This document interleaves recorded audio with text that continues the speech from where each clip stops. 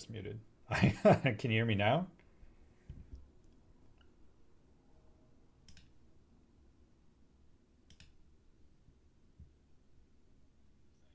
Okay. Can you hear Corland and Derek?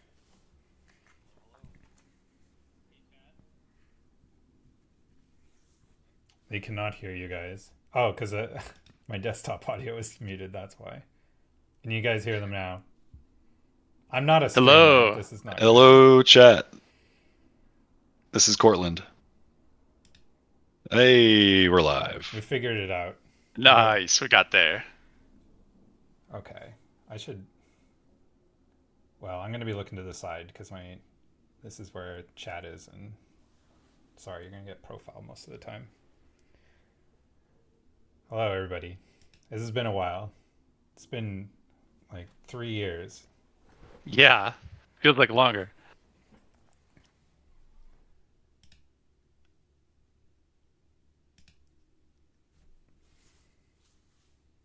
Okay, I guess I need to talk. I'm the host. It has been way too long, but we're super excited to show you guys. Uh, we're really happy to see the reaction to the trailer, but we don't think you guys realize how big of a step this game's going to be over the original. So we're very excited to share that with you today. I feel like I need music or something. I need to like play that. I need to play that trifle sound underneath or something. The graphics in this stuff shows a lot. Yes. Play some UnderMine 2 OST. That is what I was playing. I can play some more though. Okay, Derek and Corlin, you guys talk for a second, and I'm glad to hear that you guys see the step up in graphics. That's one of the big things that we were worried about. We stare at this game all day, every day, and we can't honestly tell the difference after a point. We're just like, does this game look good? Does this game look the same as Undermine? Does it look worse than Undermine? We kind of lose our point of reference there really quickly. So, yeah, when you guys see the trailer and if you think the graphics look good, let us know. That really means a lot to us, and it helps us keep our perspective straight. So we hope Yeah, we're definitely hope we're moving in the right direction on that front. I've been very anxiously just anticipating getting this out into the world and other people's eyeballs on everything that we've all been working on and the art. Because yeah, it's like Dee said, it's hard for me to kind of keep it all in perspective. Stared at it for so long, and we've been sort of head down and working on this, and then it's not till we go back and fire up Undermine 1 that I'm like, oh my god. we should probably introduce ourselves because I don't think we, we're not very public, so I don't think anybody knows who we actually are. Yeah. That's a great idea. Uh, Sorry, I'm still digging through my folders. My name is Clint Tasker. I am. My title is officially creative director at Thorium, but I am the only designer, so I am just a designer of Undermine and Undermine 2. I also write and do some art and some other things, as all indies do. My name is Derek. I'm Quasimodem in the chat.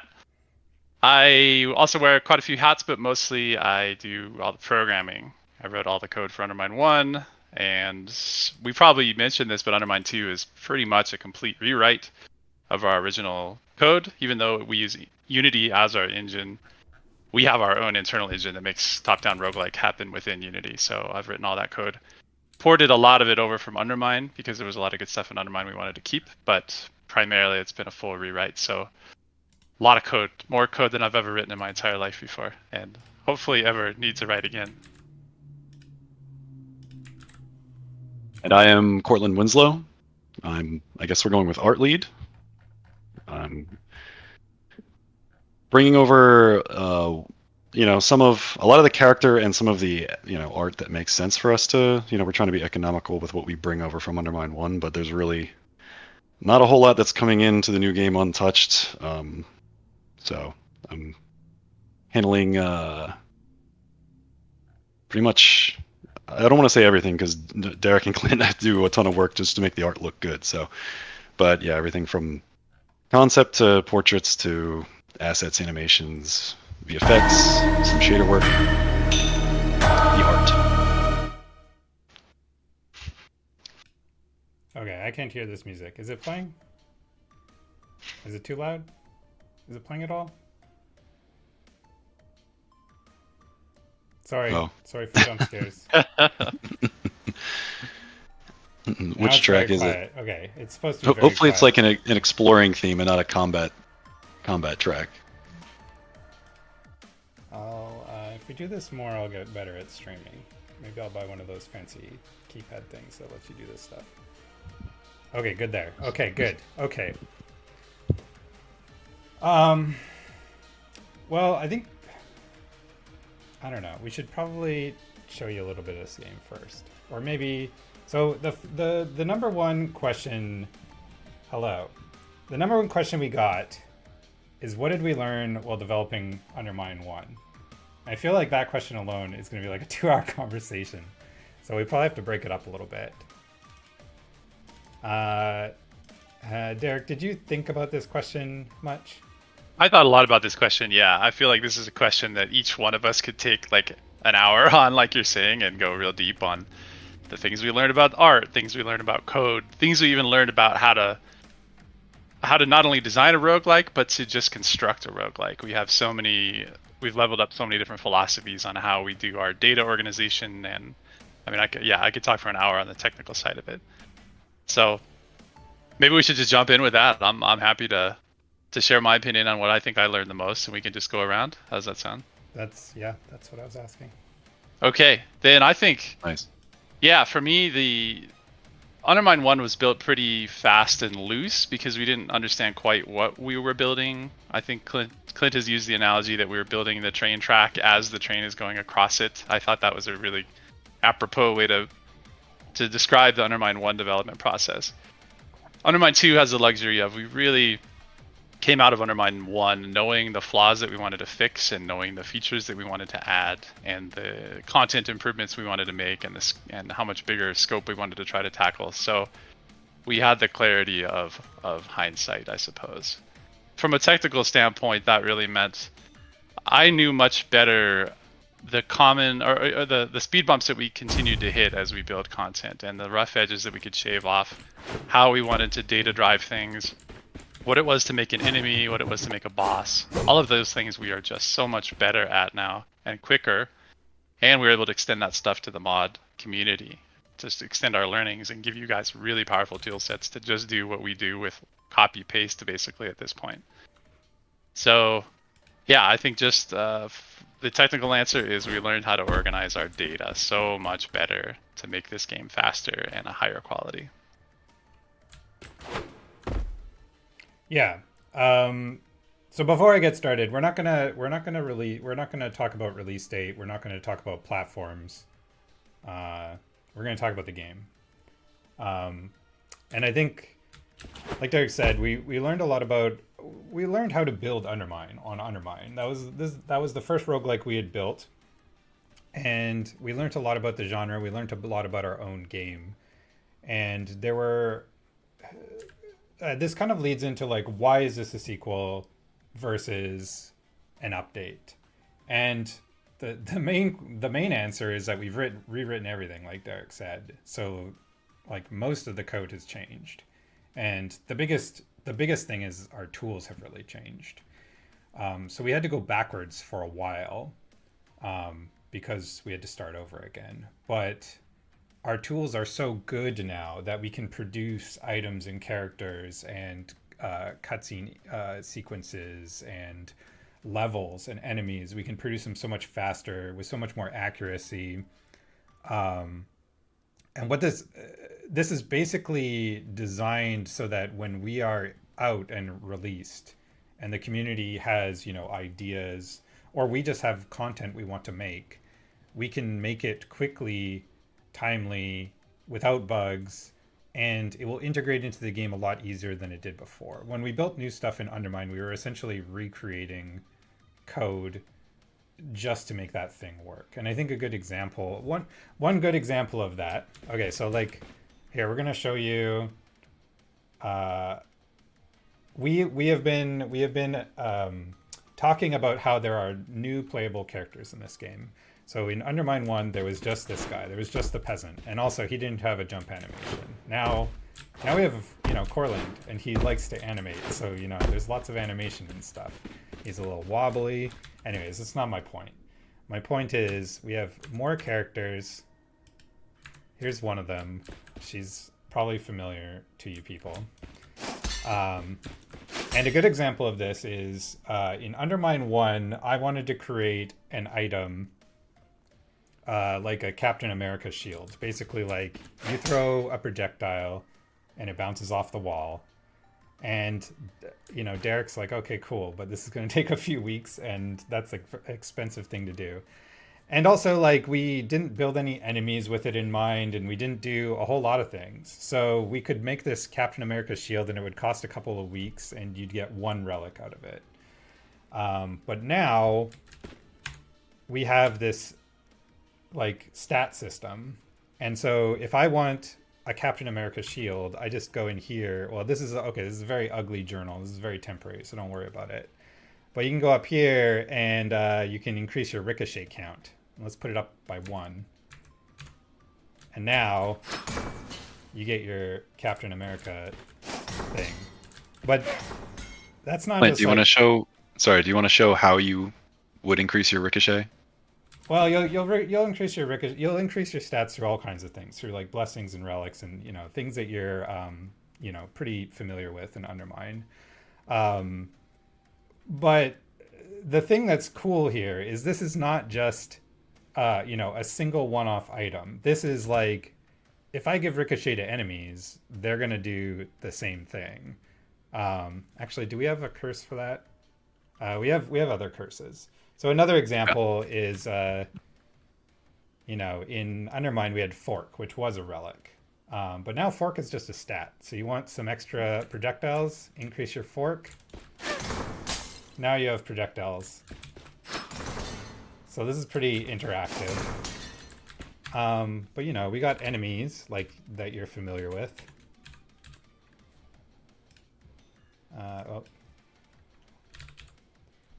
So we got, this guy. Everybody knows these. But what if enemies had Fork? So this stat system is super powerful. It lets us do all kinds of modifications to the game. Now, you want UnderMine to be a bullet hell, you can make UnderMine a bullet hell. And because of our mod tools, this is very in reach for players. So if you guys want to go in here and you're like, well, a curse that increases these things by 1 is cute, but what if you do 100? Well, you can make a mod to do that. We might do it. Let's see what it looks like, right? Let's just let's go up.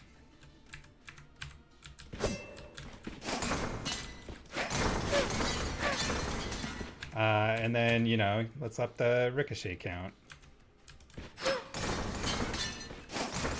Well, they only go so far, so let's make them big. Let's make them big.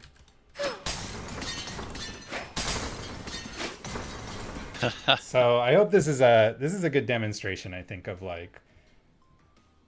we've put in all this effort to make all of these stats, and these stats control all kinds of things. So alacrity is your swing speed. Bounce count is if you remember, guidance was like a bounce. So if you hit an enemy, it'd ricochet to another enemy. So that's just a stat now. Dexterity is projectile damage. Ferocity is crit chance. Fork is what I just showed you. Ingenuity is your bomb damage and damage of mechanical items. Intelligence is your magical damage. Luck is another example of something we needed to create at a very fundamental level to make it interesting.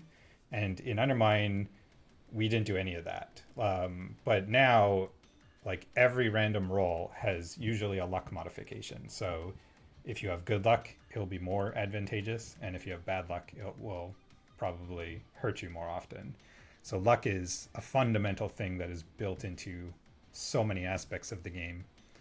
HP is pretty normal. Pierce count is how many times an enemy will, or like how many enemies you can penetrate with a projectile before it kills itself.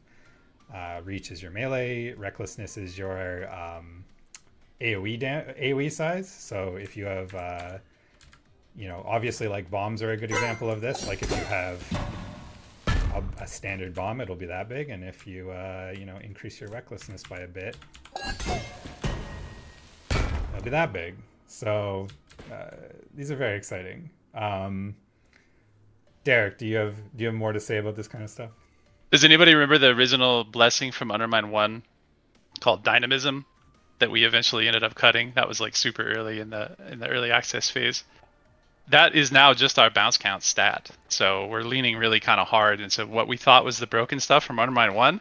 Now we've just turned it into a number that you can up, or you can get cursed on, or any of that kind of stuff. So sort of our new philosophy about not trying to fun police. This is something we always tread around carefully, because we don't. Balance is still obviously very important. Yeah, there we go. There's some huge scaled up black rabbit. This is when I start sweating, when the art starts stretching to the scale that I've never seen before. Yeah. Yes.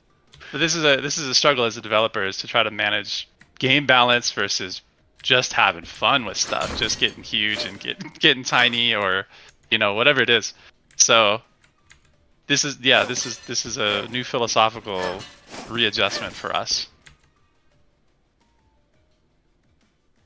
But it is very fun, and it gets very broken very fast, and also sometimes not always in your favor. Like Clint was showing off, we have a lot of curses to give the enemies these powers now too. Yeah, and that's kind of a point that this system really ties into, is the question about returning enemies, returning bosses, and the ability for Clint to put together an enemy, even if it is a returning enemy, that is just so new and so exciting, and riff on a boss like you've seen Celt returning in the trailer. The ability to tweak and add and expand on the movesets of all these enemies is so much easier for him now. I think another thing that we learned. Please put the sale on Xbox. Okay. The problem with Xbox is we can't control our sales, so I apologize for that, but we can't put the game on sale. Sorry, you guys should read chat. I'm trying to. I'm a bad streamer and I'm trying to concentrate, but I can't read at the same time. Okay, I'll try. Yeah, so if you find interesting questions, let me know. I think another major thing that we learned on UnderMine was we did not make it easy on ourselves to produce new content in other ways, and one of those ways was level creation. And so one of the very first things we did with UnderMine 2 is create this tiling system. It used to be like, if I wanted to put, well, in the very early days of UnderMine, we could not even have like wall segments joined together. You could put walls next to the main walls around the edge of the room, but it took a while before we got to a place where you could even like connect those two things together. So with UnderMine 2, this was, oh my goodness. I'm sorry, I did not start recording. Okay, now we've started recording. Okay, that's unfortunate. So you guys got some exclusive. I apologize. Get ready to say it. Okay, so in UnderMine 2, we built this tiling system from the very outset because we knew we wanted to produce another. Sorry, I'm skipping around, but like another environmental problem was we didn't have this idea of like a common tile set. So like if I made an encounter in the gold mine, I had to make possibly the exact same encounter in the dungeon so that they could exist in both biomes or both zones. Now we have a situation where I can make one encounter and it will exist in any zone that's appropriate for it. And then we have, appropriate restrictions. If it's, if it's using assets that don't exist in a particular zone, I can black flag or, I can black flag those zones. It won't show up there. but the real cool thing is we essentially, and I want everybody to keep in mind that like the tools you see us use are going to be the tools that we ship this game with. So this is going to be available for modders, and if you want to create your own encounters, it is this simple. So we have our palette. You can select what you want to paint, and so this is a basic wall segment, and you can just create a wall. There are things that you're going to need to know, like there is an illegal, like you can't create a wall that's only too tall. Well, you can, but it won't look good because the art is designed to be at least 3 tall. So if you want to create a pillar here, a wall here, let's create a hole over here like this. Holes have to be at least 2x2. This is another thing you need to learn, but this is really, really simple. Let's put a little chest thing here and some like torches next to it. And, you know, let's put a barrel or whatever. And if we have on our encounter all the spawners set up, this will automatically, you know, spawn torches and rocks and vegetation and all that stuff. So if we test this encounter, you'll see how easy it is to just create these kinds of things. So again, this just like lets us make tons and tons and tons of content. And like if we're inspired and you know, like, you know, lying in bed one night and it's like, oh man, this encounter would be cool, you know, the next morning you wake up and like 5 minutes later you can have that encounter made.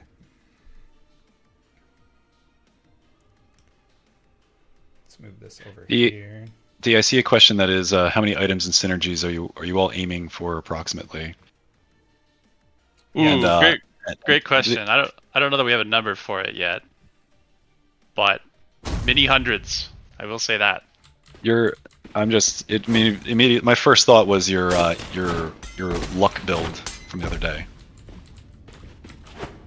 Yeah, that's a great point because now so many of our items are scaled with your stats in much more obvious ways. So you may have a fork build going, and then you pick up, you know, a fireball arcana, and you have a fireball fork build. That's going to be a lot different than your fork applying to a different arcana that you might get on the next run. So there's a lot of ways to mix and match the same stats across different items to produce much different results across multiple runs. Yeah. So other neat things here that I'm being reminded of is we built a whole lighting system. So if you look at this is how our lighting works. And green is essentially you'll take light from the south, and red is you'll take light from the north. So this lets us get you know, little rim lights on the grass here, or you can get a rim light on a character if they're standing in front. There's also dynamic shadows for the character. It looks really nice. It adds a lot of ambience to the areas, and I don't know if anybody notices, but like everything is redrawn too. Like we were originally, a lot of comments that we saw in the trailer is like, wow, they're reusing a lot of assets, but actually we don't reuse that many assets at all. Like there's a a lot of item assets that get reused, but environmental and character, they're mostly redrawn at this point. Because I don't know, we got it looking a certain way and we liked it and we just kept going. So it's all new. How long did it take to redraw them? Corlin, how long did the gold mine take, for example? Oh, I mean, gold mine took a good long time because it was our first zone. We were really spending a lot of time like, what do we want this game to be? I had all these, I'll have to share some concept pieces that I had. It was like, how high, how tall can we push this north wall to be? It's just, you know, all the art is but no, it took us a while to kind of dial that in. It's the mines took the longest, I would say. And now that we've got sort of a real good idea of what a zone takes to make, it's going a lot faster now. So. But do you want to fire up that test ink again and jump in the pit that somebody was talking about? Oh yeah, we totally redrew. Yeah, we redrew our holes so that there's a parallaxing background. If you remember in UnderMine 1, they were just like a black tile. They were just a void, and when you just barely touched them, and they would kind of suck you in. That was a terrible game feel. We apologize for that. We got everybody let us know how they feel about the pits from UnderMine 1. So that was one of the first things we did on this project, was completely redo how they work. and Clint will show you some of the Um, details.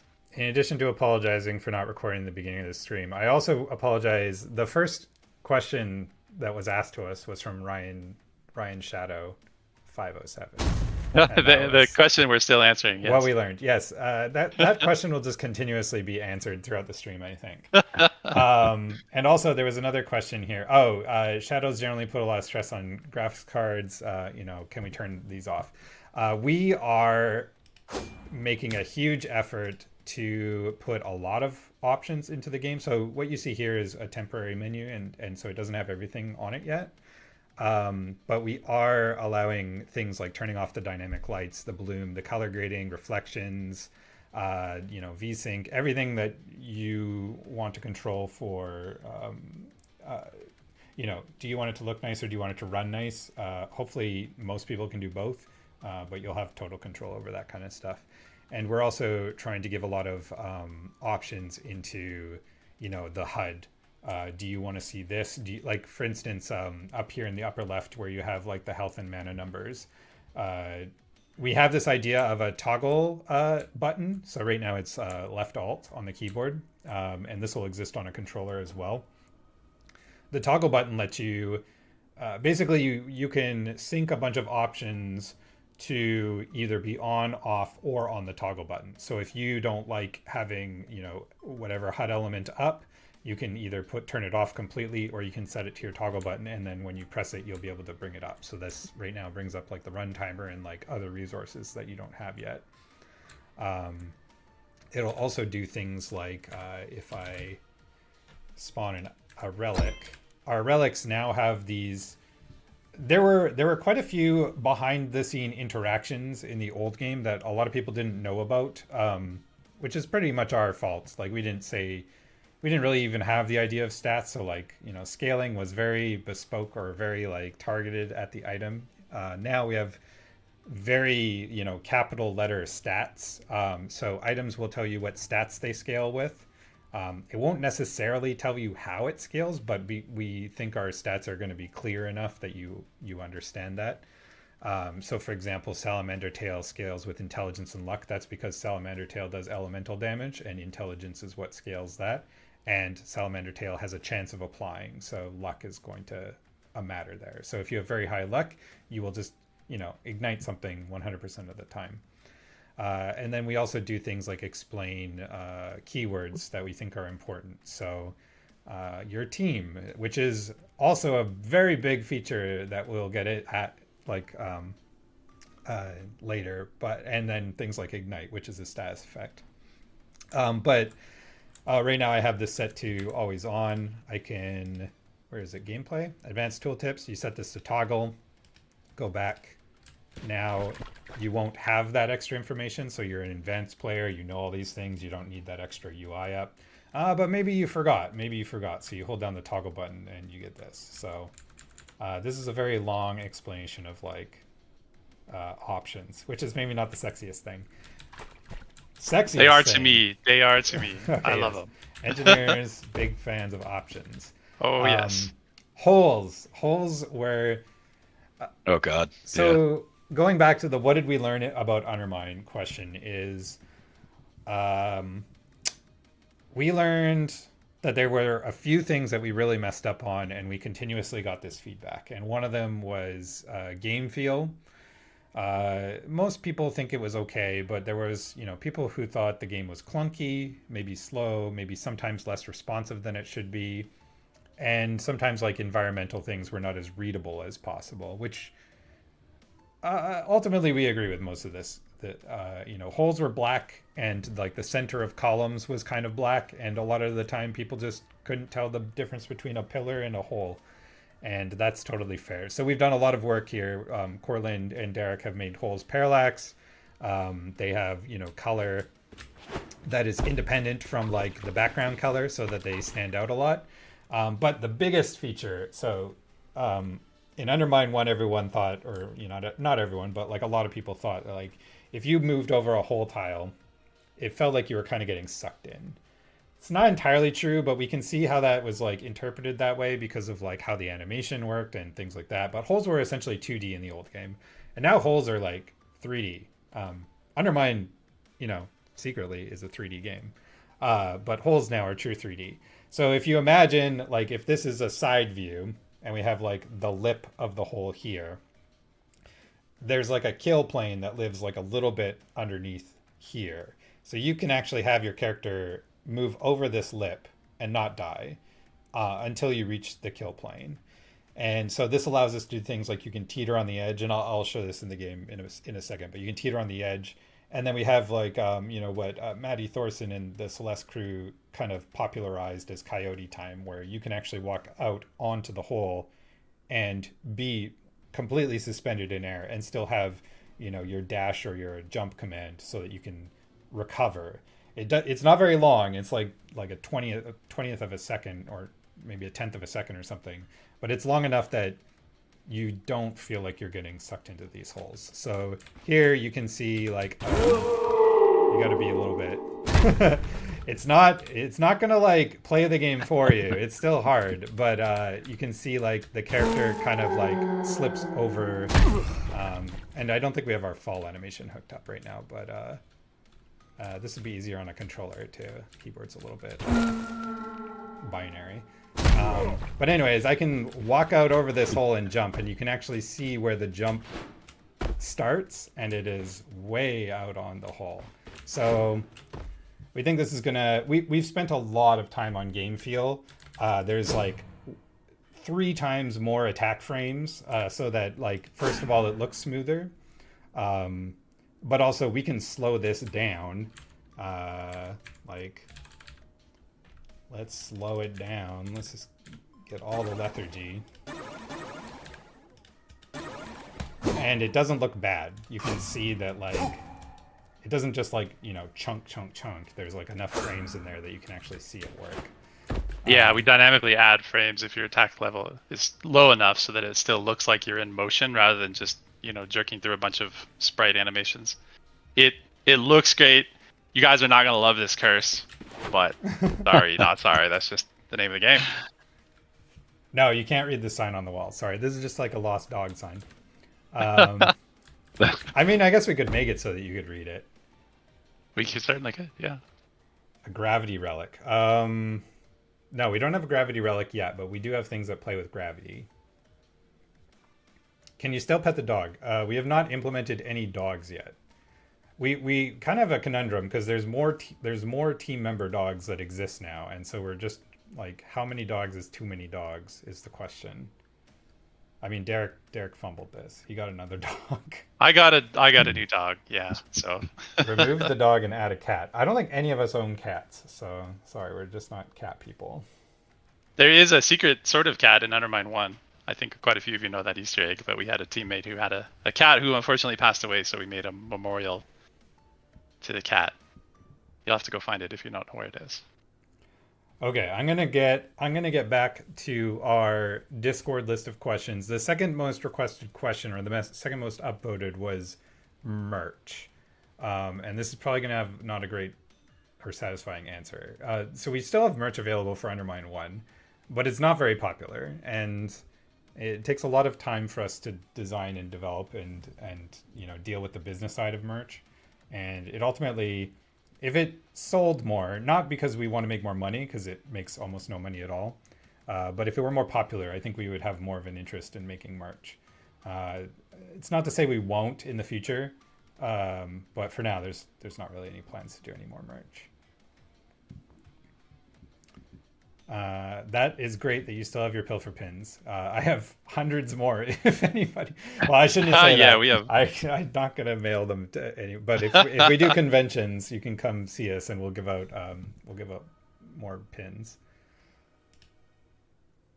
Our third question is the second question was by Priskip, and our third question is from Rat Slapper, and it's, how different will this game be? Which is another enormous question.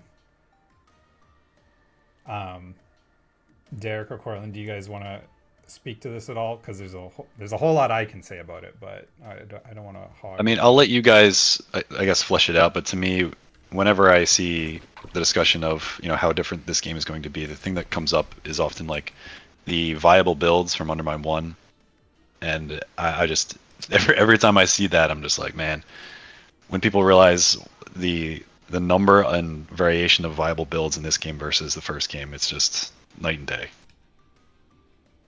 Yeah, I definitely agree there. That is one of the big areas that we've been pushing on a lot. We kind of came out of Undermine 1 with a pretty healthy list of, I think, the things that the community were really asking for. We have this, well, probably a lot of you have seen our thread on the Steam discussion forums about co-op. Everybody wanted co-op.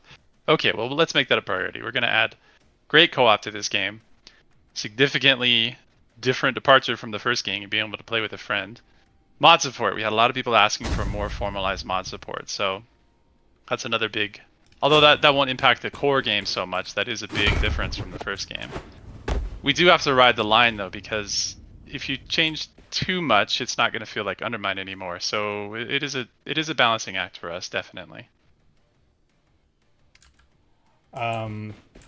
Okay. There was a question from the Apnea that said, does this mean that Harlequin is not working with the team anymore? Harlequin, aka Terrence, is Derek's friend, a very close friend, and he helped us on Undermine and kind of was part of the team, but it's always been a little bit more of a, well, I don't know. I don't want to lower like how much he did for us. He did a ton for us, and he was a super valuable contributor. But he's also like a super smart math professor and has been super busy doing that. And so he's essentially doing, his own actual job, and he does not have as much time for us now. But I think, Derek, you can probably speak to this better, but when the game is a little bit further along. Terry was a really valuable asset for us on Undermine 1. He was a massive Binding of Isaac fan, which we took a lot of inspiration from, obviously. He's played, I don't know, 10,000 hours of Binding of Isaac or something. So he kind of was really eager to consult for us in a way on Undermine 1. But like Clint said, during the process, he ended up getting his PhD, and now he's a big math professor at University of Maryland. So he's too cool for us now, unfortunately. No, I don't want to say that. We still have a great relationship with him, and I'm sure he'll be eager to play Undermine 2 and give us an earful of what we messed up with the game. But officially, he's not on the project right now. Is he watching this? He's on break now. He's on summer break, isn't he? Oh, that's true. Maybe is he in chat? No, he'd be saying something if he were. Okay. Anyway, all the love for Terry. We hope to see him around again, helping us out in the future. Are you guys getting bored of this track, this background track? It's probably not very long. Do I need to change it up? What else we got? We got some glowed up mine music we can put on. It's fine. I know, Oh, yeah. but no shade to our audio guys, but these music files are not exactly organized very well. Okay, well, we have one person that says it's fine, so we'll just keep trucking Go with along, that. I guess. I'm gonna watch the VOD of this, and it's gonna be just like, it's so tiring, but Clint, there was a question in chat: is the progression going to change much at all? I thought you'd yes. like to weigh in on that one. So we're still. I also see a question about bosses and variety, and that's going to be one we answer too. But when we talk about, and I'm very curious what the community thinks about this. So for progression, that's a major thing that I personally we did some experiments on Undermine, and I don't know if they all worked out. So one was how gold worked. In Undermine, we had this idea of you go into the mine and you mine some gold, and you lose some on exit, and then you decide whether you want to use that gold to upgrade yourself or you go back into the mine with it. We thought that was kind of an interesting, decision, but I think a lot of players had a lot of anxiety around that. I don't know if it was ultimately that interesting of a decision. And the big problem was, like, at Endgame, you just had an absurd amount of money, and so you would just buy everything in every shop, and there was very little tension there. And so we made UnderMine, which had a way closer balanced gold economy, and we thought that was really good, but UnderMine was tuned very, very difficult. So the idea for UnderMine 2 is to kind of take both worlds. So the now gold only exists in the run, in the Undermine. When you die, you don't bring any gold back at all. But instead, we have another currency called crowns, and crowns are used to purchase permanent upgrades. So you don't need to make this decision of like, are you going to do, a good run, or are you going to upgrade your character? You can essentially do both. And what this does is we can have a much tighter balance around gold during the run, and hopefully have you make a lot more interesting decisions. But that isn't to say that you can't break this game, or that you can't have an absurd amount of gold. Like, the idea is for that to continuously exist, but for you to earn it on the run itself rather than just start out with that. So that's a big departure, and I'm very curious what everyone's going to think about that. But maybe that's that'll be a thing we kind of monitor with the community. Like, this game is still going to be a live developed game, and so if any kind of major decision we make proves to be incredibly unpopular, we're gonna seriously consider how it's working, and maybe changing it. Skip asks why crowns and not thorium. That's because thorium still has its own use. Thorium still exists. So here, if I pull out resources, you can see, don't pay attention to our crown icon, it's going to change, but it's that middle one right there. But thorium still exists because the blueprint unlock sequence is no different, other than maybe being a little bit better tuned this time around. So you can still unlock blueprints for thorium. And we have skulls. I'm not going to explain what skulls do. But they are a currency. You get them though.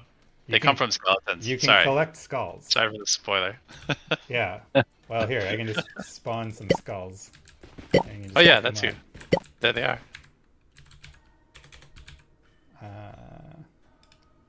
Okay, what else are we talking? Major changes to the game. What are major changes that I'm not thinking of right now? Arcana. Mm-hmm. Arcana. Good. Well, that's just like a straight up feature. But did we change anything? Oh. Well, there's like okay. What do we talk about? Branching paths, Arcana. Both are very interesting. Okay. Let's talk about branching paths, because that's kind of like related to something we have been discussing right now. The idea is, so I hope that maybe this isn't a surprise, but there's going to be more zones in this game. So the idea for Undermine 2 is we're going to have all of the original zones, the Gold Mine, the Dungeon, Halls of Din, Shimmering Caverns, and Golden Core, and the Bog. The bog will it won't be the exact same bog, so don't worry. Bog. But we're gonna have more zones. We already have we have the laboratories. Here, I can show you some laboratories. Maybe I should play a little bit of the game. I don't know. Should I just like show a test lab, or should I show? Yeah, let's just show a test lab for now. Okay. So we got some normal, we got some crud pools. Okay, let's look at the crud pools. Oh shoot, I have to switch my tile set to lab. So the idea is kind of taking the idea from dead cells. When you get to the end of a zone, you're going to get two, well, not always, but in a lot of cases, you'll get two branching paths. And so at the end of the gold mine, you can decide to go into the laboratories or to the dungeon. And the dungeon won't be unlocked by default. You'll have to do something to get into the dungeon. But branching paths also raises the question of like, I know we made this change in Undermine to have bosses, you need to kill all the bosses on a run to get a summoning stone. They don't stay dead, that kind of thing. And that's kind of how Undermine 2 is working right now as well.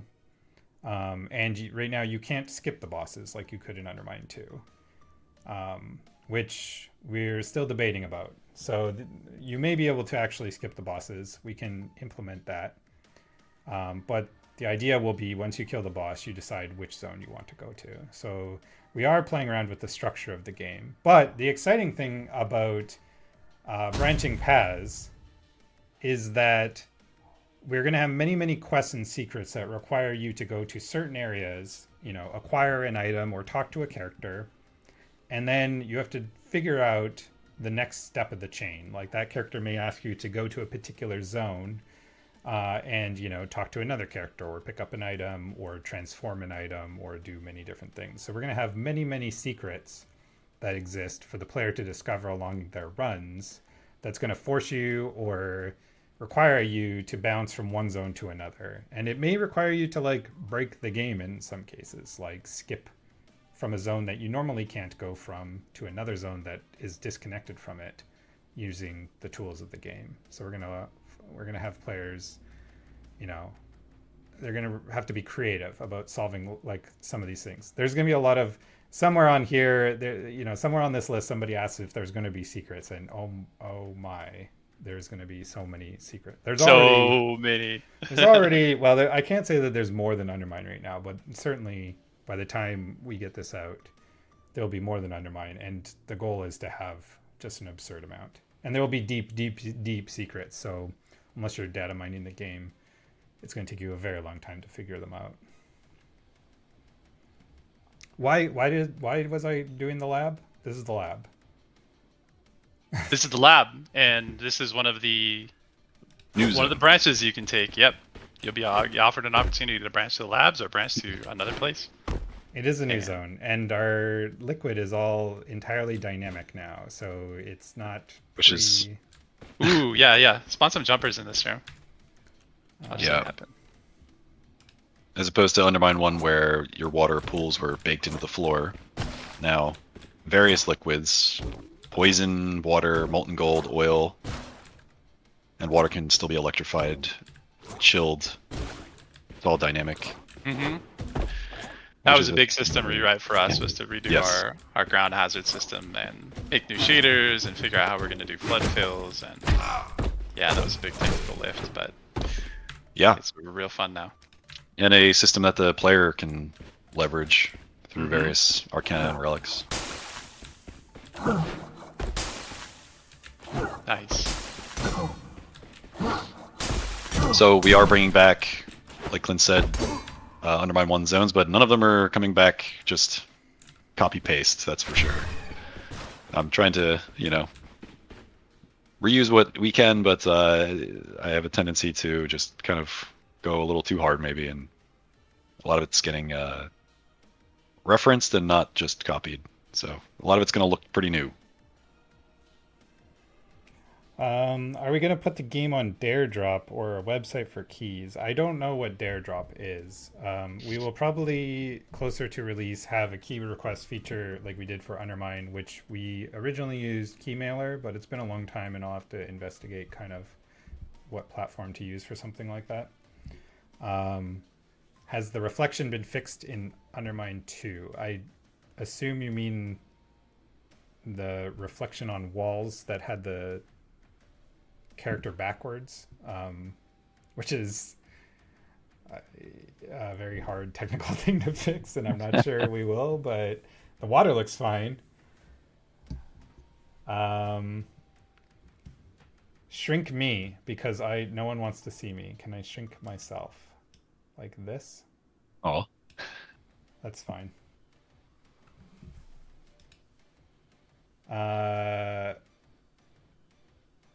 Can we buy the game and play it?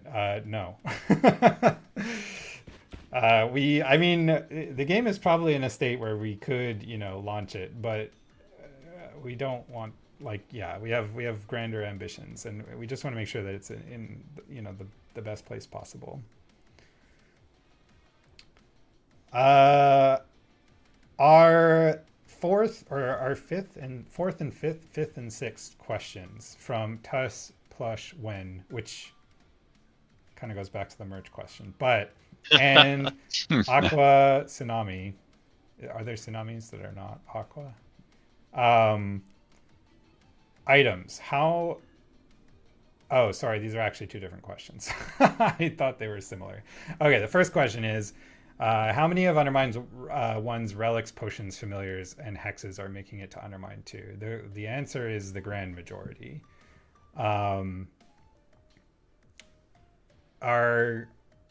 We've kind of done a comprehensive like design overhaul of most of our items and determined if we could make an item better and than we did. If an item kind of fundamentally was flawed, we may have cut it. And if an item was just straight up a great item, it's still in, and it either does what it did before, or it has additional effects now. So if I bring up, if I bring up our cheat thing here and I go to items, this doesn't work very well without search. So this is not the whole list of items. You'll probably somebody's going to freeze frame this and like look at every single thing on here. There's so much like temp art and there's a lot of temp pay no art. attention. Don't worry about all that. There's also some items that don't exist, or anyways, most of the items are here. And there's a lot of new ones too. So this kind of goes to Arcana. Arcana are like our new activated items. And that means that there's a whole lot more. But I kind of speaking to this, like when we launch Undermine 2, the intention, I keep dancing around this, and we should just say that we're just going to be early access. Like this will be an early access game. The process will be similar to Undermine 1. The community will have input, and the community will be able to because we're going to need help balancing this and bug fixing this game, because we're like 3 people and this game is enormous. This game is way bigger than Undermine was. So the goal is to have more items, more content available at EA launch, and to really expand that. So if you look at the updates we did for Undermine 1, we would put in I think in some of our biggest updates, we'd put in like a dozen new items. Did we ever do more than that, Derek? Maybe 20 was like our biggest? Yeah, maybe a little bit north of a dozen, but I think we can certainly make items like twice as fast this time around. I'm not going to say we're going to just like have 50 item drops like every update or anything like that, but we are going to really, we have big ambitions for how many items will be available in this game when it's done. And we think a lot now about where items will exist in the world. So there are relics that only can be obtained in like one place, and they won't be part of the random loot pool. And there are items that will only exist in the shop, and there's items that will only exist from certain characters and things like that. So we're really going for build variety, and you'll see something very, very rare and be like, okay, cool, I'm gonna build a run around that.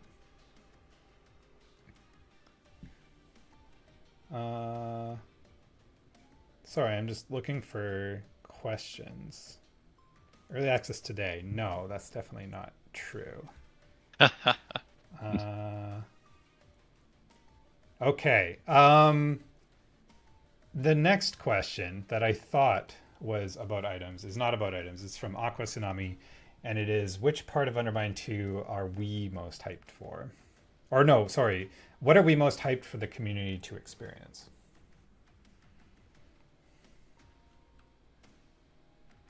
that's a great question. What do you think, Clint? Do you have an answer?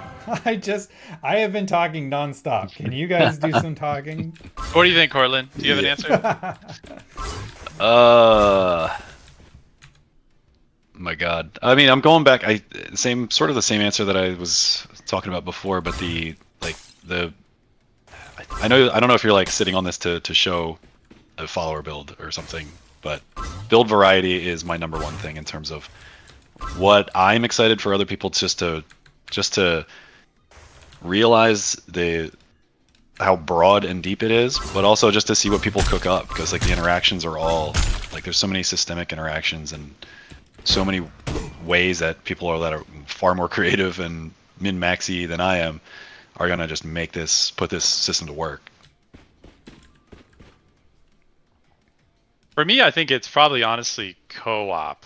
We haven't talked a lot about that, but I kind of mentioned it earlier where we knew that there was a large desire for co-op in this game. So we had the luxury of starting our co-op development process right on day one.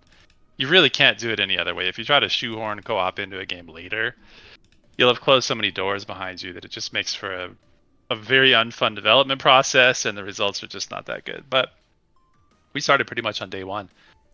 And I think co-op is such a great fit for UnderMine.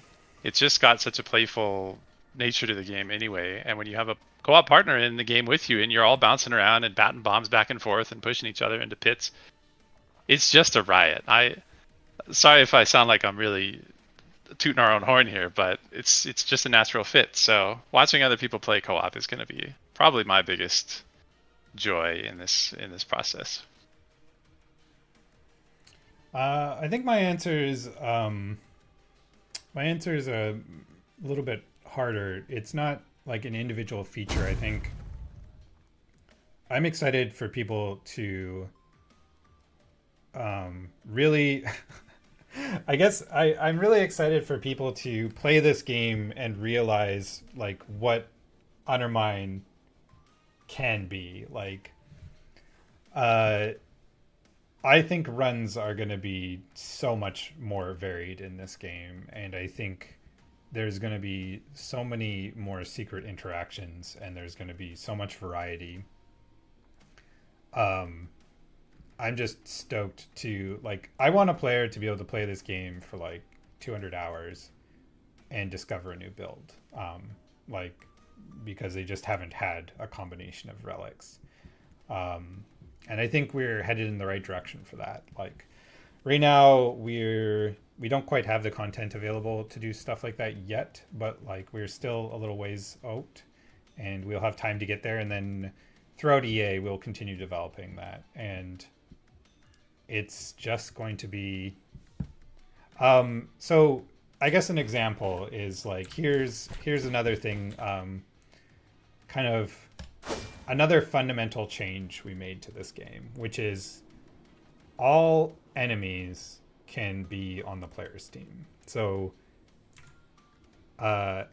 you can charm everything. So we have some musical instruments that are arcana, like this ocarina. So you can play the ocarina.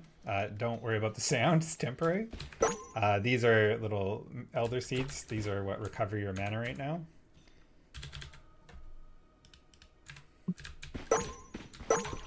And then if I spawn some enemies, like a rat, I can charm these enemies. So now they're my rats. And they'll follow me around and they'll attack my enemies. So if I, spawn an enemy rat, my rats will go fight.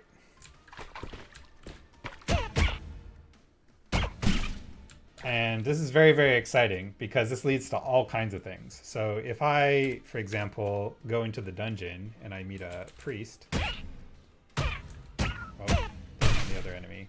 So my rats are hurt, right? Like let's heal up my rats. So I can get this priest, charm him. Uh-oh. Sorry. My rats beat him up before I didn't have enough mana. Some enemies take a lot of. But this is a good example of like how our stats factor into this kind of thing. So if I go in here, charisma is like my stat. So for example, the charm items do morale damage. Morale damage is essentially the thing that charms something. So if you up your charisma, your morale damage will go up. It'll also make your followers strong. So these rats might just beat up a priest really quickly. So you're gonna have to figure out how to charm these things before your crew kills them. But now I think this will be easier. Yeah. So 2. Now I can charm him, and now he'll heal my team. And enemies have mana bars now, so this priest can only heal if his mana is full. So let's drink. I'm trying to remember the name of the mana potion. Concentrated something. Concentrated nectar. That's it. Yes. So get this. Oops. Sorry. What's the drink button? There we go. There you go. So AoE like mana regen. So this will of course recover my own mana, but it'll recover the mana of my followers. And now my priest can heal more. So this balances out. Like you can find. This is kind of what I'm talking about, where it's like your build is not just like the relics you pick up or the consumable items like potions or your blessings. Your build can be finding an MP or an enemy that has a very, very specific buff or something and charming them so that they put it on you or your followers. And so builds will be there will be follower builds, but there will be types of follower builds. Like do you have a Necronomicon and you just spawn a bunch of skeletons? Or do you have like a whistle that creates like a bunch of flies? Oh my goodness, these skeletons are loud. Sorry, we gotta kill this. So within a follower build, there will be many types of follower builds, but also there will just be other builds that's like, I want one follower, and that one follower will like help my build out. Like, or the other way around, like a relic will be like, give your ricochet to all your followers. So now I'm trying to remember the name. I don't even remember the names of all these. What is the one that gives like ricochet to, or gives your fork to, maybe fork does that. I think Fork does that. Oh wait, fork is called Automatically. Star something, shooting star or something? Fractured star. Oops, too many. Unlock items. Okay. Okay, so, an item like this that used to be called Fork, the reason it's not called Fork anymore is because Fork is a stat and a blessing. So we can't just have like 8 things named Fork. So Fractured Star increases your Fork stat, but also gives it to your followers. So now I throw 3 pickaxes. Is this just like... Okay. Now, let's get some flies. Charm them. Okay, now my flies. Let's put a dummy in here. All have fork.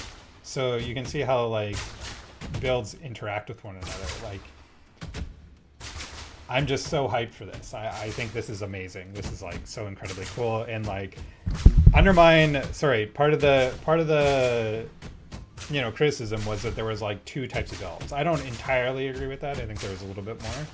But UnderMine 2, like, there's an absurd level of builds. So we're very excited about, part of the EA process is going to be deciding like how do you get these items, where in the world do they live, and like how easy it is to put these builds together, because we really want them to come online fairly often. Okay. Well, that sort of touches on the other thing that I'm most excited about other people playing with is the build autonomy in UnderMine 2. Clint, do you want to talk any about that, or build autonomy? Yeah, or your ability to, for example, just the fact that you select the relic situation. Oh. And relic rooms and other set pieces. Going back to our, how is this different? How is this game different? Yeah. Okay, I'm just gonna boot up. I'm not gonna show you much of the game, but I'll show you parts of it. So fundamentally, we want players to be able to make more decisions, especially around their build. Another criticism of UnderMine was kind of like your build was basically what was given to you. There wasn't a ton of decision making. Most of it was around the shop. But this time around, way more decision making, way more crafting of the build. So players will get far more powerful, far quicker, because they will be putting their build together. Um, but the game will be balanced around that, and so, oh man, so many things are being revealed. Yeah. That's unavoidable. It's fine. Okay, so part of the decision-making process is in UnderMine there was duplicator, right? Sorry, this is still very loud for me. Also, I'm gonna stop this media source. I'm gonna stop the music on the. I can just mute it, I guess. Okay. We have a request for more save slots. Hey, I agree with you. More save slots. That sounds good. My vote counts for 10, so you gotta find more people. Haha. Just kidding. The players are right. Okay. In UnderMine there was duplicator, and in UnderMine 2, all relic rooms have duplicator. So you will choose between two relics in all relic rooms, but that's not all. I'm trying to remember the name of this upgrade. I think it's this one. Yeah.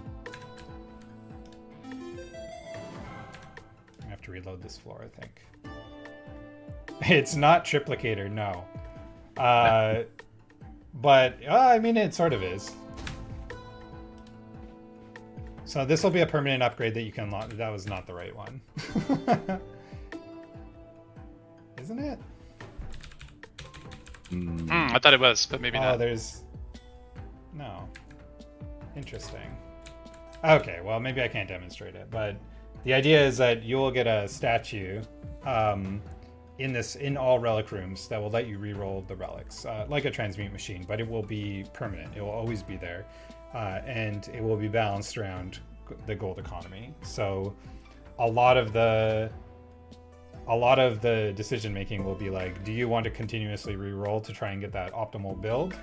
It's going to make your ability to purchase things at the shop or use your gold, otherwise it's going to like diminish that. But it's going to give you a lot of opportunity to really craft what you like. So you can take an item, and then the other one will be reclaimed, which kind of maybe answers the question of if Shogul will be back. Man, we're we're an hour. No, we're almost an hour and a half in, and we've done 5 questions. So I think we might have to do another stream. I'm not shutting this down, but I'm just saying we're going pretty slow. Welcome, Suffer. What's up, Suffer? Thanks for stopping by. Will there be hot cross bun for managing to roll through the entire artifact pool? That's a very good question. We're not exactly sure yet what re-rolling through the whole pool even means yet.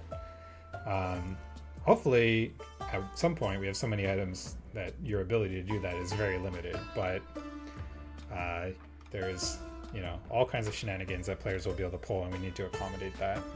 Definitely. I think hot cross bun, from my vantage point, is sort of inevitable, because once you have all relics, what do you put in the relic room? There has to be an answer to that question from an engineering standpoint, at least.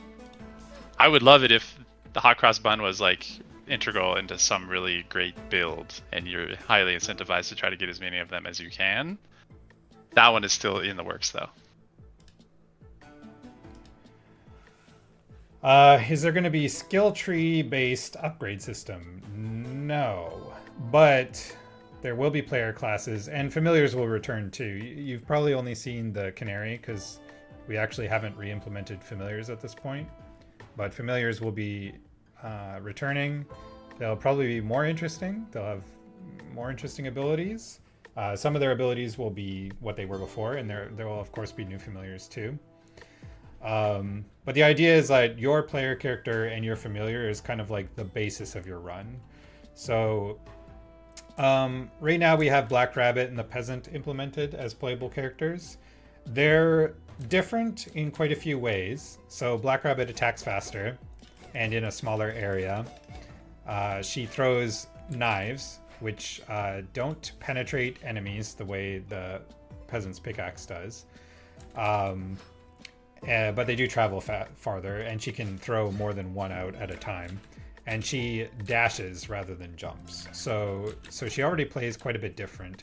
And then in addition to that, the characters start with different stats. So Black Rabbit is going to start with a higher luck stat, probably a lower strength stat, a higher intelligence stat. And so that will kind of inform a little bit about what your build will be. The idea is that, we don't want to lock you out of builds by using a particular player character, but they will definitely have a little bit of an incentive to like go in particular directions. So we do want to dictate playstyle a little bit with the playable characters, but not like have it be very dominant. There will still be a female peasant, but she is not currently implemented. The male one has been in flux for like 2 years now, so he's getting pretty close to nailed down. And then once he's nailed down, we're just gonna like copy everything we did for her. So yes. And then the idea is to have many playable characters. So like with all different kinds of like traits, and like some characters have items specific to them. This one is my favorite. So cat claws can only be seen or picked up by Black Rabbit. So if you're in co-op, obviously a relic will be able to drop for one of the characters, so the other one will not be able to pick it up. And that's because it's usually tied to something very specific to that character. So cat claws, for example, is a relic for Black Rabbit. And if you have enemies, if you dash through an enemy, she'll automatically attack it, and she'll attack it in her melee attack cone. So if there's another enemy around, she'll hit that as well.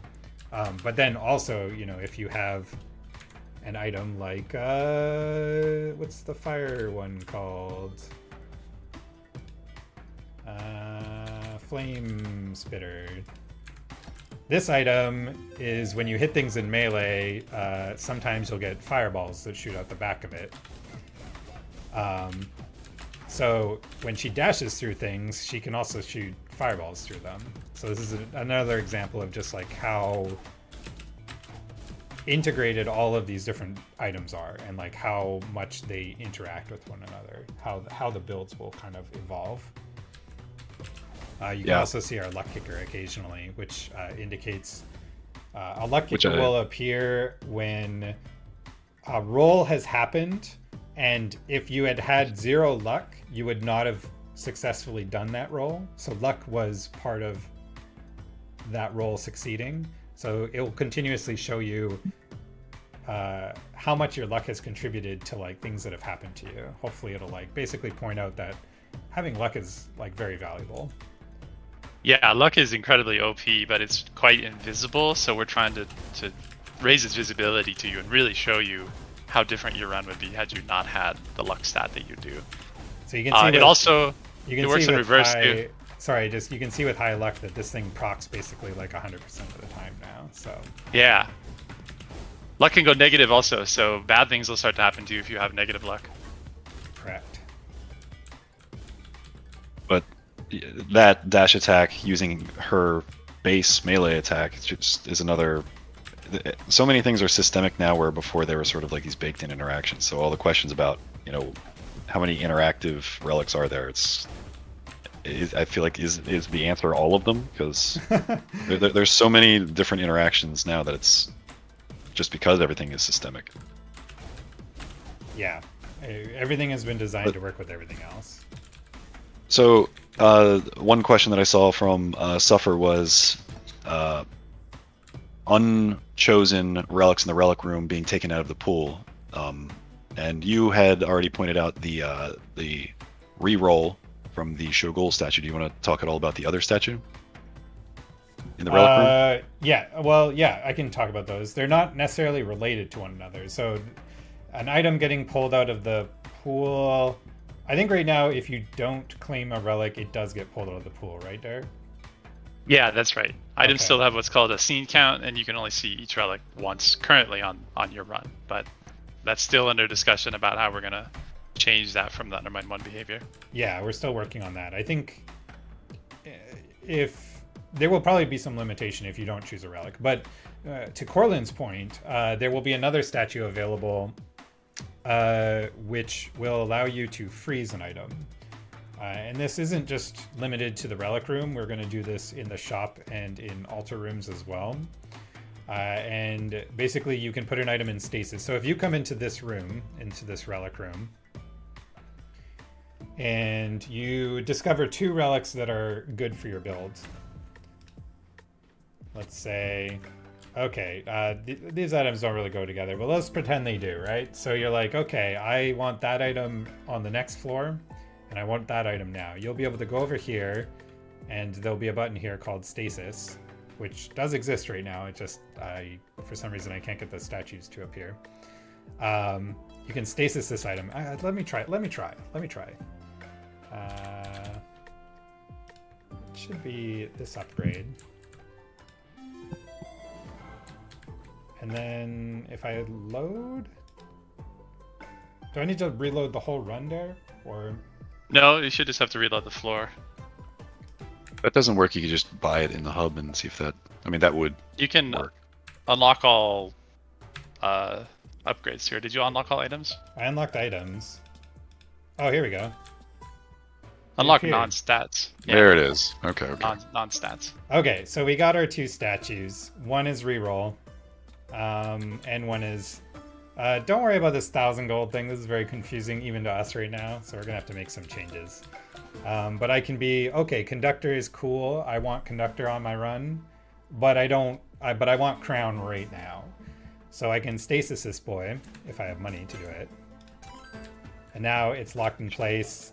I don't know if can I still kill it? I'm gonna stop trying to kill it. I can pick up crown. And now if I go to, the next floor.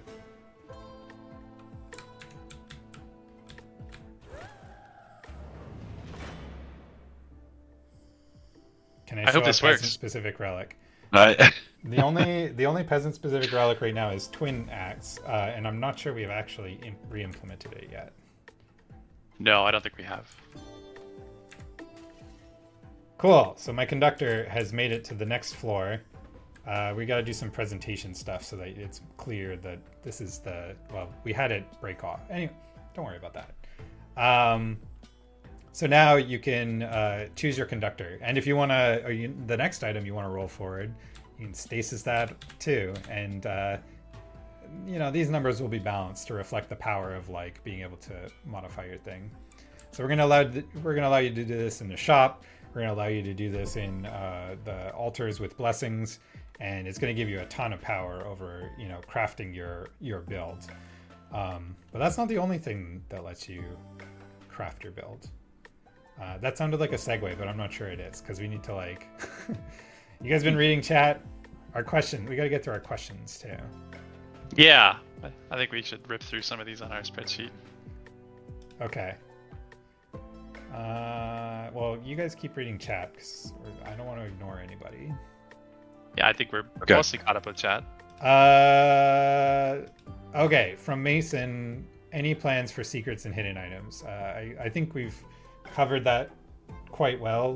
The idea is many secrets. Hopefully ones that don't get found for a very long time. Will we release the game into early access, and then specifically for a lower price, and then increase it from Xer?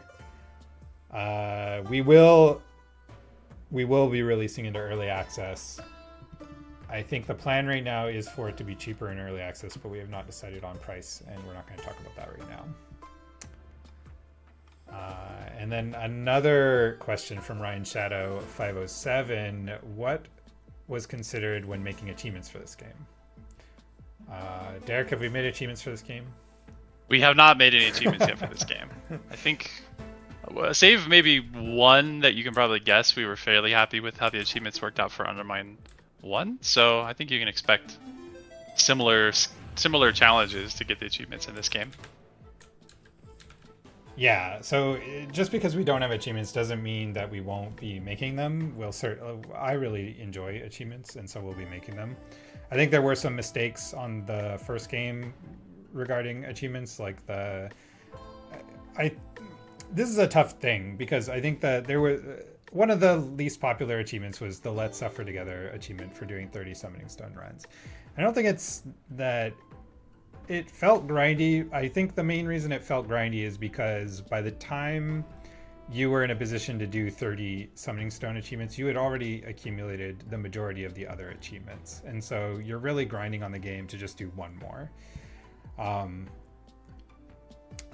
I think the better design for achievements is to have an achievement that may be difficult and you do need to do 30 runs to get it, but you're doing 30 runs learning or trying hard in order to accomplish that.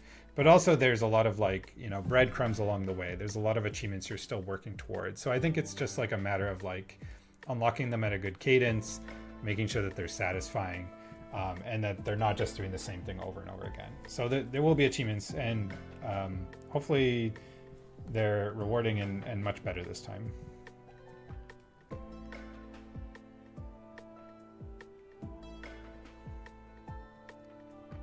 Do we plan on adding any other small references to other games like the Master Pickaxe or Gordon's Suit? I think we continuously still add references, but we actually probably do it at a lot less of a rate now.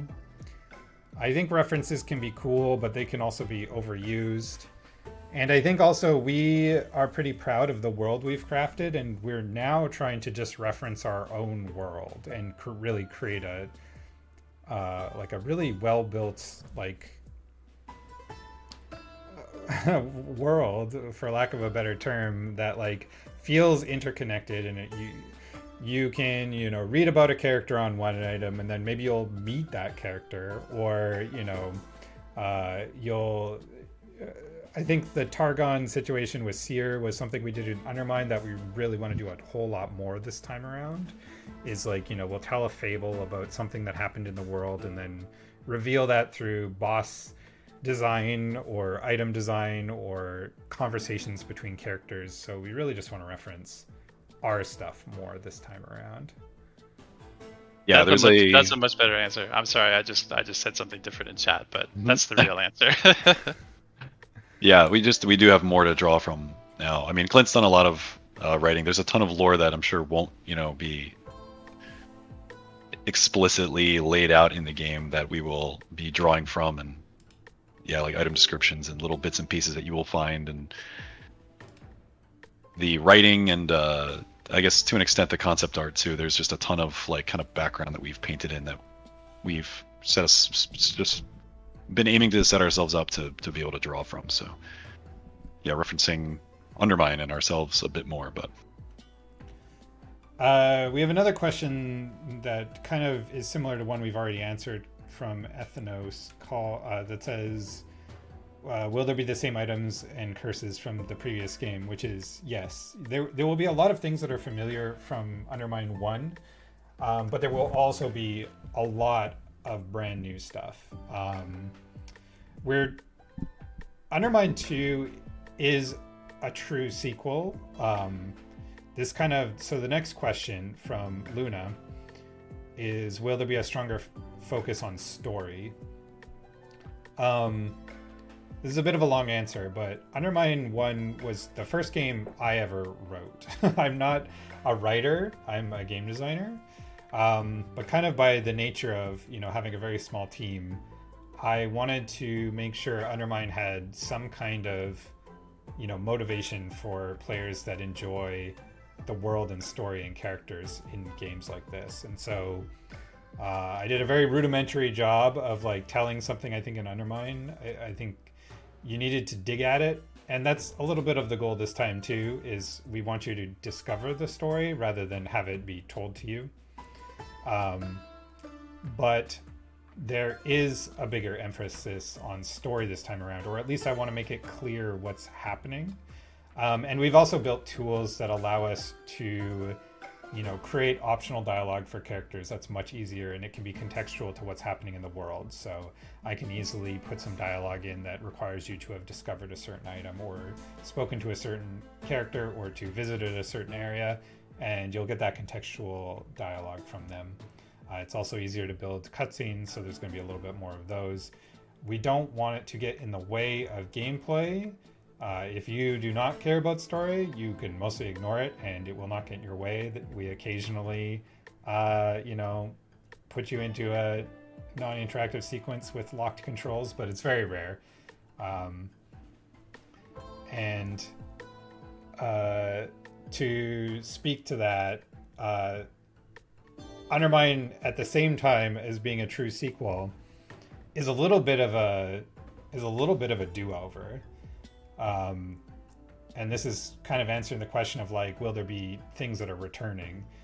And there are going to be a lot of things that are returning, but sometimes they'll be contextualized differently. Trying to avoid retcons, I think for the most part, we kept, the story pretty straight in the first game, and we have not had to change that too much. To be more specific, this game takes place pretty shortly after the events of the first game, so maybe a couple of months. And so it'll pick up where that game left off, and there'll be a whole new story. But yeah, a lot of our old stuff, you might see it in a different way, which will be interesting. One feature that kind of goes under the radar, but I think will be appreciated by our players a lot, is that you can now fast forward through cutscenes. If you've seen it a million times, like our final fight against Arcanos in the first game, we recognized that was an issue, so you can just hold down a button and zip through that stuff. We have tried to take to heart all criticism of UnderMine 1 because we thought it was, for the most part, quite valid, and address it. So hopefully no one has any issue with UnderMine and it gets 100% positive reviews. We can only dream. Yeah, we already touched on it, but the holes versus pillars thing was like it was a highly requested fix for the art, and it was at the top of my list of like, okay, what do we need to address for the environment art? And that was one of the first things I did was like, all right, let's talk about holes. Cutscenes should no longer remove your potion duration. We should be pausing correctly for stuff like that. But Derek, do you want to talk about bosses and variations? Yeah, I'd love to. We had a couple different versions of this question posed to us. How are bosses going to change from run to run? I think, well, so first of all, we do have a lot of new bosses. You probably saw in the trailer that we have some returning bosses as well. Like Celt, for example. Bosses have been completely rebuilt from the ground up. How we build our bosses, that is. And then we built the boss from the ground up as well. So bosses have a large set of moves now. And moves have requirements on them. And those requirements can be anything in the game. Kind of like how Clint was talking about our dialogue system having requirements. Similarly, bosses could require that you have a certain item on you, or that you've done a certain number of runs, or that you are playing as a certain character. And depending on all those different scenarios, the boss will choose from different moves for that run. So you may drop into Celt and just think it's going to be normal old Celt, but suddenly Celt will pull out a new move that you've never seen before. And you'll have to put the pieces together. Well, why did Celt do that move this time? Oh, it's because I killed 10 larvae on my way to Celt, for example. And Celt's angry now, so Celt's going to do a different ultimate on me this time. Or she's going to select from entirely different set of moves. So yeah, we're really trying to make bosses more fresh this time, since we do require that you play them over and over and over. They certainly will have a lot more variety baked into them by default. It's very exciting. It certainly is more expensive to build a boss that way, just because we need to, build, rather than just build 6 moves for Celt, we have to build maybe 18 moves for Celt to give her a lot of room to select different moves. But I think it will lead to a situation that Clint was talking about earlier. Well, you will have put 300 hours into UnderMine 2, and you're on your 1000th run, and suddenly you see a new move you've never seen before, because we buried it so deeply behind such a convoluted set of requirements. And I'm really looking forward to seeing players' reactions to that type of moment. Stinky asked, will bombs get more interesting relics or scaling to make them useful in fights? Yeah. Do you want to Um, plant I- a bomb using mana? Because you can do that now. I said bomb builds are getting some serious love and 2 stats that directly impact them. But yes, we've. Well, this is maybe the most OP item. Well, Oh, one, this item is I- unbelievable. well, this one just crafts bombs, but then we have this one that actually plants them. And I don't want to talk too much about or give anything away about how, but there are ways to direct your build towards a bomb build that is viable. I think we can talk about that. I mean, we've already just spoiled like a ton of stuff, anyways. Can you tell we're excited to talk about this game that we've been? Yeah, we're pretty excited. I mean, we're not as much as we're spoiling a lot. There's really way more. So, kind of going back to the branching paths discussion. One thing I want to encourage you, the player, to take particular paths through the Undermine for different reasons. One will be to like unlock, characters. One will be to like unlock certain builds. One will be to collect secrets or kill certain bosses. This kind of incentivizes you towards certain builds, or this helps you. Let me put this a better way. There were items in Undermine 1 that were pretty critical to certain types of builds, right? Like if you want to make a bomb build, you kind of have to have a blast suit, otherwise you're just going to kill yourself. So we've thought about ways to like guarantee certain items. Like if you really want them, you know exactly where to get them. And so this is the abandoned foundry that exists in the gold mine. It only exists in the gold mine. You can smelt iron here for different resources. These are not all unlocked at the beginning of the game. You only get the access to the key one, but then you can unlock a bomb one. So this will basically, you're spending a bomb to get a piece of iron. Iron is persistent across runs. So 20 is the max you can hold at any time. That might change. But if you collect 20 iron, you can go over here to this foundry. And then these these items all require a certain amount of iron. So if you have 20, if you save up 20, you can get, 4 relics from here. And it's going to make your run pretty powerful, but you'll have to, recover more iron. And this is all subject to balance. Like if we think people are abusing it, it's too easy to make the run, not meaningful, like we'll change it. But you can always get a blast suit here. So if you are going to build a bomb build, you can always get a blast suit on floor 2 and know that you're going to get it. But let's say you're, quite a ways into the run, and then a bomb build has formed, and you're like, well, I wish I still had that blast suit. There may be some items that open up a portal that let you like go to one of these rooms at will. So like maybe on floor 4, you can still go back to the foundry and still pick up the blast suit.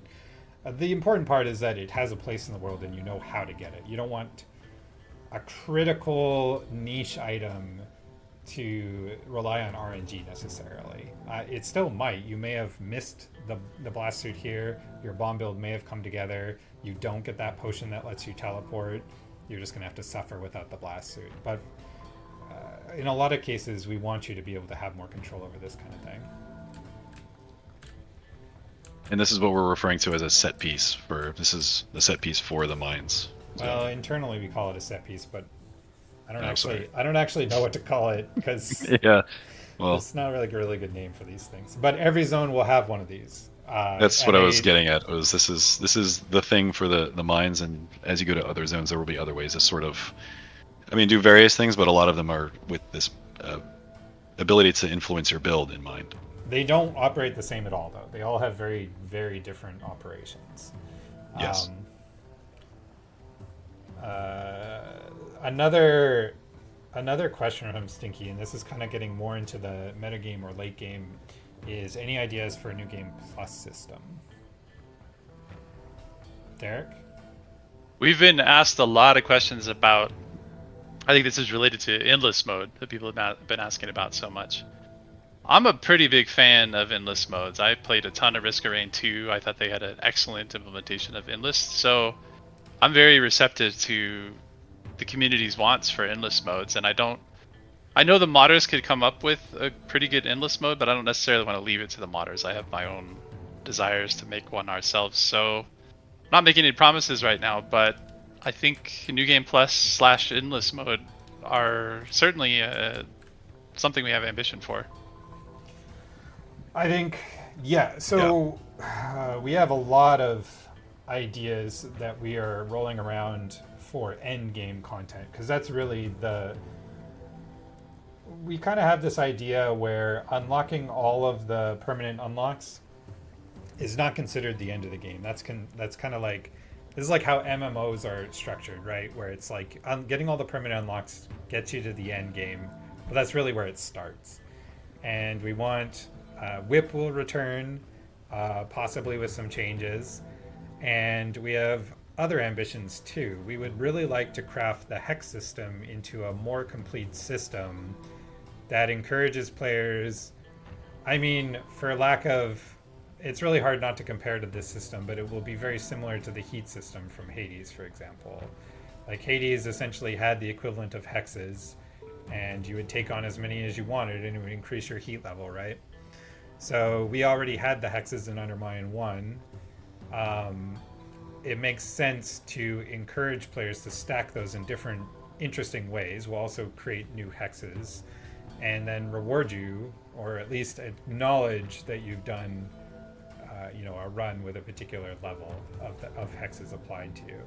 And I think if you go back to the top of the stream where we were showing off stats, you can kind of see how hexes can really affect things. So like a curse may give your enemies one level of fork, but if we give all enemies like 10 fork, now the game is a bullet hell. And so it's very cool, the idea that we can make hexes that essentially fundamentally change this game. We don't want to punish people for not playing with them, so we have to be careful about putting achievements behind them or rewards behind them, but certainly being able to play that game will be an option. I think this is a very related conversation to the difficulty conversation as well, which is one we have a lot, probably daily at this point. But I personally value kind of the hard but very fair philosophy. We try very hard to make Undermine fair, and I think it was ultimately had a few failings. Hopefully we fixed a lot of those in Undermine 2. But I also think people viewed it as a pretty hard game. And our ambition is to make Undermine continue to be fair and difficult, but to have even more opt-in difficulty. So if you're the kind of player who really likes to punish themselves and get to that end game quickly and then load up with hexes and see how far you can push it, I really want to support that type of play, because to me that's where the real meat of the long-term end game lies. So the more hexes we have, the more variety that adds to the game. And like Clint said, having a certain amount of reward there, but nothing that players are going to feel like they're missing if they don't want to engage with that, is the goal. Okay. Man, I feel like we have talked about a lot and we have not talked about much at all. And it has felt like this has been a 10-minute stream, but it is almost a 2-hour stream. So I think we're going to have to call it soon. Let everybody have their Friday afternoons. But we should answer like one or two, maybe like directly from chat, and then do another one of these at some point, because there's still a lot to talk about. Yeah, I agree. We only got through a portion of our list from Discord, but it probably won't be monthly Q&As, but well, I won't even say regular, because we're not very good at doing that kind of thing. Every time we're doing this, we're not making the game, so just keep that in mind. But yeah, it feels like there's so much to talk about, and it does feel like we just sort of scratched the surface here, but it's a good start. If you thought Undermine was perfectly balanced for hard but fair gameplay, you will probably enjoy Undermine 2 core gameplay. It will feel like UnderMine, but not as by default it will not be as punishingly hard as UnderMine was. Um, this is I guess okay, maybe this is another thing I can talk about. The design philosophy is there's like the critical path of the game. There's like the core 5 zones. There's no locks, so you can complete a run out of the gate. You won't necessarily need upgrades. You can probably just do it with the relics that you find. You can finish that run. In UnderMine, we had to be a little bit precious about like not trying not to let people beat the game on their first run, because really that was like beating everything. That was almost beating the game. Now beating a run is like kind of the standard. Like we kind of want you to be able to complete runs more often than not. But the idea is that as you branch paths and you go further off the path, the zones and bosses will become much harder. And so you won't want to go off that critical path unless you feel confident in your build. And then on top of that, we want to layer the hex system. So you have the core run that is, challenging, but like not too hard. Then you have branching optional runs that will be, kind of the meat of like Endgame, of like you're doing the harder challenges more often than not. Sometimes you'll bail out and go to the easy successful run. And then you'll just like layer hexes on all of it. And then even the core like trunk of the game will become hard because hexes will provide that for you. So we want a lot of variety to like what you're doing. We don't want the gold mine to just be trivial all the time. We want it to be challenging in certain certain contexts. It's not going to be limited to the core. So 5 zones is like the idea. So another one of the questions somewhere in this list was, are we doing anything to lower how long a run took? And our ideal length for a run is about an hour. I think we're probably going to be over that, but hopefully not by a lot. And a normal run will be 5 zones, an hour long, hopefully. And we've eliminated one of the floors from each zone. So now you do 2 floors for each zone and a boss fight. The floors are a little bit bigger, so there's a little bit more exploration involved. And I guess one major thing that we haven't talked about is, how do I bring up the map with a keyboard, Derek? M. We haven't talked about this, but we're implementing fast travel. This looks very janky right now. We have not done the presentation pass on it, but you can just fast travel back to any room you've already been in. So this will hopefully like, I've, been in the shop and I saw an item and I need to like, go, pick up a key or go find some gold. You can go bounce around the floor just by fast traveling. So the goal is to keep the run very action-packed, no filler. And now I've like lost my train of thought. I don't even remember what was I answering. Difficulty, core path, critical path, and hexes. Sorry. The whole point was not all runs will be just 5 zones. There will probably be runs that go into like an optional 6th zone. There will be there may be ways to break the game and you can just go to all the zones and do a 10 zone run or something like that. We would like to have like those things exist. So hopefully ideally you can say at the minimum you'll do about an hour run, but like if you really want to go crazy you can really expand that or something. Great answer. Rewards for doing alternate harder paths. Yes. Well, there won't just be rewards. There will be like critical rewards. Like there will probably be characters and stuff you won't see if you don't do the harder paths. Okay, let's do one more question for chat. If you guys have like a burning question, it's time to get it in. We will do another one of these, but we're not sure when. So if you want to answer now, now's the time.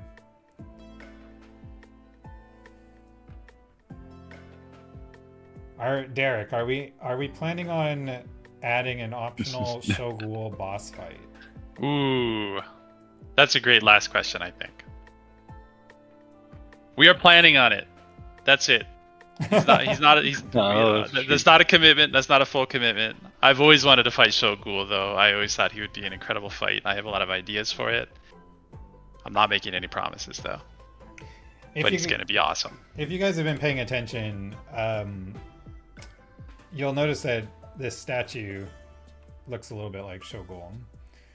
The demons, and I say demons, there was one major demon in the first game, but the demons are going to play a pretty pivotal role in this game. They have a lot of story background this time around, and they have a lot of they're integrated into the game far more fundamentally than they were in the last game. Well, one of them didn't even exist. And yeah, there's big plans for Shogul and his counterpart. So I think with that, we're gonna end this stream. It has been super fun. We are honestly, I don't know, we got up to like 70 people, almost like a lot of people in here. I expected to like have 10 people watching this. I did too. Yeah. So Yeah. Thank you, everyone. Yeah, stoked that you guys are so excited for this. We want to keep some things under wraps, but we also just really want to talk about this game because we're so excited. I just think this is so much better than the first game, and I know a lot of you loved the first game, so hopefully I hope this one blows you away anyways. Yeah, this has been really fun. Yep. We will continue to be in Discord. We will continue to talk about the game and answer questions there. And yeah, we'll set up another one of these because I think we got through like 30% of the questions we were asked, or not even. Yeah, so. at most. Yeah, a lot of great questions. Thank you guys. But yeah, we still have more on the list. If you have any others that pop up, we will, I imagine, keep that channel open for questions for the devs, and we'll next time we do one of these, try to get at them. Mm-hmm. I will. Sorry, Derek. I was just gonna say, be on the lookout for more questions from us too. We have quite a few things we still want the community's input on before we even get to early access. So absolutely, let's keep that channel open too. I will post this VOD. I will try to scoop the part I did not record locally off of the Twitch VOD and splice them together. I don't promise success, but I will try to do that. But I will post the part that I did record for anybody who didn't have the chance of watching this. So yeah, look out for that. We'll put it on YouTube and we'll let you know in Discord. This has been a blast, guys. Thank you so much for joining us, and we will talk to you soon. All right, bye. Great. Thanks, guys. Thanks, Bye. everybody.